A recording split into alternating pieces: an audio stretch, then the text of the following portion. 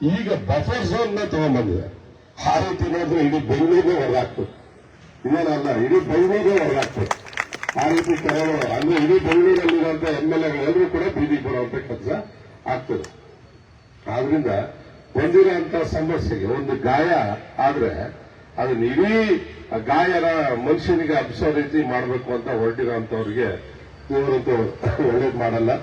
ಆ ಗಾಯ ಆ ಬಿಲ್ಡಿಂಗ್ ಅಷ್ಟೇ, ಅದನ್ನೇ ತೆಗೆಯೋದಕ್ಕೆ ಯೋಗ್ಯತೆ ಇಲ್ಲದೆ ಅವ್ರಿಗೆ ಎಲ್ಲರಿಗೂ ಕೂಡ ನೋಟಿಸ್ ಅನ್ನ ಕೊಡೋಕೆ ಎಲ್ಲರಿಗೂ ಕೂಡ ಕಟ್ಟಾಗಿ ಏನ್ ಮಾಡ್ತಾ ಇದ್ರು ಇವರು? ಆ ಬಿಲ್ಡಿಂಗ್ ನ ಪ್ಲಾನ್ ಕೊಟ್ಟವ್ರು ಯಾರು? ಬಫರ್ ಝೋನ್ ಅಲ್ಲಿ ಪ್ಲಾನ್ ಕೊಟ್ಟವ್ರು ಯಾರು? ಅದನ್ನ ಕಟ್ಟಾಗಿ ಏನ್ ಮಾಡ್ತಾ ಇದ್ರು? ಕಟ್ಟಾಗ ಕಂಪ್ಲೇಂಟ್ ಕೊಟ್ಟರು ಕೂಡ ಇವ್ರು ಎಲ್ಲ ಜೊತೆ ಮಿಂಗಲ್ ಆಗ್ಬಿಟ್ಟು ಕಣ್ಮುಚ್ಕೊಂಡು 4 ಫ್ಲೋರ್ 3 ಫ್ಲೋರ್ ಬಿಲ್ಡಿಂಗ್ ಬಂದ್ಮೇಲೆ ಆಮೇಲೆ ಯಾರೋ ಸಾರ್ವಜನಿಕರು ಆರ್ಟಿ ಹಾಕಿ ಮತ್ತೆ ಕೋರ್ಟ್ಗೆ ಹಾಕಿ ಅಲ್ವಾ? ಏನ್ ಮಾಡ್ತಾ ಇದ್ರು ನಮ್ಮ GBA ಆಗ್ಲಿ ಹಿಂದಿನ BBMP ಆಗ್ಲಿ ಏನ್ ಮಾಡ್ತಾ ಇದ್ರು? ನಾನು MLA ಆಗಿ ಯಾವ ಬಿಲ್ಡಿಂಗ್ ಕಟ್ತಾ ಇದ್ದಾರೆ ಅದನ್ನೆಲ್ಲ ನಾನು ಕೇಳಕ್ಕಾಗಲ್ಲ. ಸಾರ್ವಜನಿಕರು ಕಟ್ಟೋದನ್ನ ನಾನು 3 ಫ್ಲೋರ್ 4 ಫ್ಲೋರ್ ಕಟ್ಕೋತಿದ್ದೆ ನನ್ನ ಇಷ್ಟದಿ ಅಂತ ಮಾತಾಡೋಂಥವ್ರಿಗೆ ನಾವೇನು ಹೇಳಕ್ಕಾಗೋದಿಲ್ಲ. ಏನಿದ್ರು BBMP ಅಧಿಕಾರಿಗಳು ಅವ್ರಿಗೆ ನೋಟಿಸ್ ಕೊಡಬೇಕು, ಕಾನೂನು ರೀತಿ ಅವರಿಗೆ ಏನು ಪಾಠ ಮಾಡಬೇಕು ಮಾಡಬೇಕಾಗುತ್ತೆ.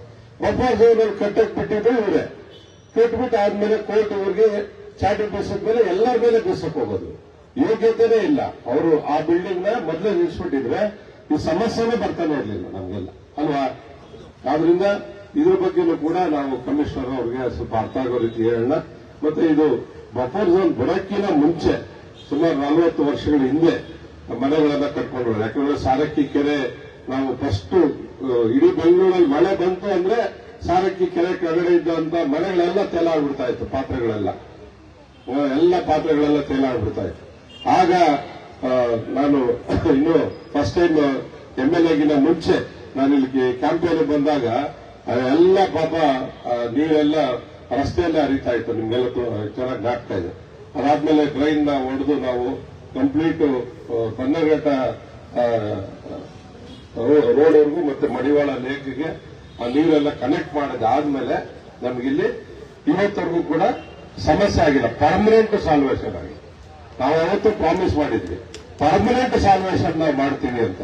ಅದು ಪರ್ಮನೆಂಟ್ ಸಾಲ್ವೇಷನ್ ಆಗಿದೆ. ಆದ್ರೆ ಇವರು ನಮಗೆ ತೊಂದರೆ ಕೊಡೋದತ್ತು ಬಿಡ್ತಾ ಇಲ್ಲ. ಅದರಿಂದ ಏನು ಎದುರ್ಕೋಬೇಕಾಗಿಲ್ಲ. ನಾನು ಇಷ್ಟೊತ್ತು ಎಲ್ಲರೂ ಮಾತುಗಳನ್ನ ತುಂಬಾ ಗಮನ ಇಟ್ಟು ಆಲಿಸ್ತಾ ಇದ್ವಿ. ಅಷ್ಟೊಂದು ನೀವೇನು ಭಯ ಪಡುವಂತದ್ದು ಬೇಡ. ತುಂಬಾ ಭಯ ಪಟ್ರೆ ಇನ್ನೂ ನಮ್ಮನ್ನು ಎದುರಿಸ್ಬಿಡ್ತಾರೆ. ಆಮೇಲೆ ಬೇರೆಯವರು ಬನ್ನಿ ಹಿಂಗಂತೆ ಹಂಗಂತೆ ಅಲ್ಲೋಗೋಣ ಬನ್ನಿ ಇಲ್ಲೋಗೋಣ ಬನ್ನಿ ಅಂತ ದುಡ್ಡು ಖರ್ಚು ಮಾಡಿಸೋಂಥವ್ರು ಎಲ್ಲ ಇರ್ತಾರೆ. ಅದಕ್ಕೆಲ್ಲ ನೀವು ಯಾಮಾರ್ಲಿಕ್ಕೂ ಕೂಡ ಹೋಗಬೇಡಿ. ನಾವು ಫಸ್ಟ್ GBAಗೆ ಅಪ್ರೋಚ್ ಮಾಡಿ ನಾನು ನಮ್ಮ MP ನಮ್ಮೆಲ್ಲ ಮುಖಂಡರು ಅವ್ರಿಗೆ ಏನ್ ಹೇಳ್ಬೇಕೋ ನಿಮ್ ಕಡೆಯಿಂದ ಎಲ್ಲ ಕೂಡ ಡೈರೆಕ್ಟ್ ಆಗಿ ಹೇಳ್ಸೋಣ. ಅದೇ ಬರ್ತಾ ಇದ್ದಾರೆ. ಅದಾದ್ಮೇಲೆ ಇನ್ನೂ ಏನಾದ್ರು ಅವ್ರು ಬೇರೆ ರೀತಿ ಮಾಡಕ್ ಹೊರಟ್ರೆ ಕೋರ್ಟ್ ಇದೆ, ನಮಗೆ ಟೈಮ್ ಆಗುತ್ತೆ. ನಾಳಿದ್ದೇ ಆಗ್ಬಿಡಲ್ಲ, ಎಲ್ಲ ಕೋರ್ಟ್ ಇದೆ.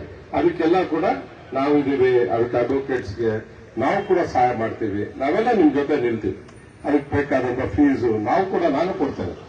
ನೀವು ಕೊಟ್ಟಿದ್ದೀರಲ್ಲ MLA ಅದೊಂದು ಬರೋ ಸಂಬಳನೂ ಕೂಡ ಅದಕ್ಕೆ ಕೊಡ್ತೇವೆ. ನಮ್ಮ MP ಅವರು ನಾವೆಲ್ಲ ಕೊಡ್ತೀವಿ. ಇವೇನು ಅದ್ರ ಬಗ್ಗೆ ಏನು ಭಯ ಪಡಬೇಕಾಗಿಲ್ಲ. ಧೈರ್ಯವಾಗಿರಿ, ಗಟ್ಟಿಯಾಗಿರೋಣ. ನಾವು ನೀವು ಒಬ್ಬ ಜನಪ್ರತಿನಿಧಿಯನ್ನ ಗೆಲ್ಲಿಸುವಂತದ್ದು ಸಾರ್ವಜನಿಕ ಸಮಸ್ಯೆಗಳು ಬಂದಾಗ ಸರಿ ಮಾಡಿ ಅಂತ. ಬರೀ ನೀರು ರಸ್ತೆ ಸ್ಯಾನಿಟರಿ ಲೈಟ್ ಮಾತ್ರ ಅಲ್ಲ. ನಮಗೆ ಸಮಾಜದಲ್ಲಿ ಈ ರೀತಿ ಪ್ರಾಬ್ಲಮ್ಸ್ ಆದಾಗ, ಮನೆಗಳಿಗೆ ತೊಂದರೆ ಬಂದಾಗ ನಾವು ನಿಮ್ ಜೊತೆ ಇದೀವಿ. ನೀವು ಯಾರು ಪಾಪ ಕಳ್ತನ ಮಾಡಿ ಯಾರ ಹತ್ರನೋ ಸರ್ಕಾರಿ ಜಾಗ ಓಡ್ಕೊಂಡು ನೀವ್ಯಾರು ಕೂಡ ಮನೆ ಕಟ್ಟಿಲ್ಲ.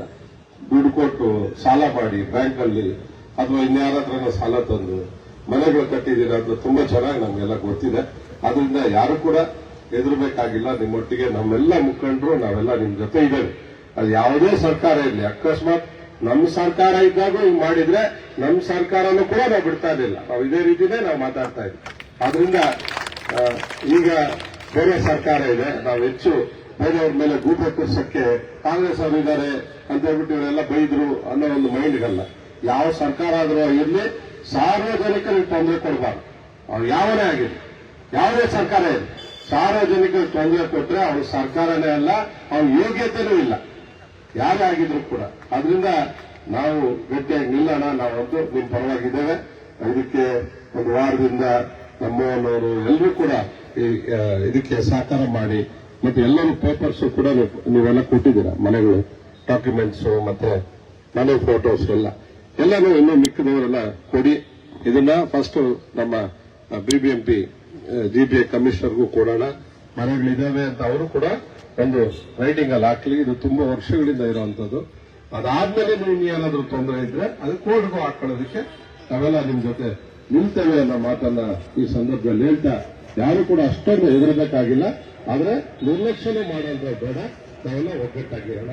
ನಿಮ್ಮೆಲ್ಲ ಶುಭ ಆಗ್ಲಿ, ಧೈರ್ಯವಾಗಿಲ್ಲ. ಅನ್ನೋದು ನೀವೇನು ಮಾಡಬೇಡಿ. ನೀವು ನಮ್ಮ ತಾಯಿಯಂದ್ರೆ ಸಮಾನ. ನಿಮ್ಮ ಕಣ್ಣಲ್ಲಿ ನೀರು ಬಂದ್ರೆ ನಮ್ಮ ತಾಯಿ ಕಣ್ಣಲ್ಲಿ ನೀರು ಬಂದಂಗೆ. ಇದೆಲ್ಲ ರಾಜಕಾರಣ ಮಾತಾಡ್ತಾ ಇಲ್ಲಮ್ಮ. ಅದರಿಂದ ನೀವು ಯಾರು ಅಷ್ಟೊಂದು ನೋವು ಪಡ್ಕೊಳ್ಳುವಂಥದ್ದು ಬೇಡ, ಅಷ್ಟೊಂದು ಭಯ ಪಡುವಂಥದ್ದು ಕೂಡ ಬೇಡ. ಧೈರ್ಯವಾಗಿರಿ ಅಂತ ಹೇಳ್ತಾ ಈ ಸಭೆಯ ಕುರಿತು ನಮ್ಮ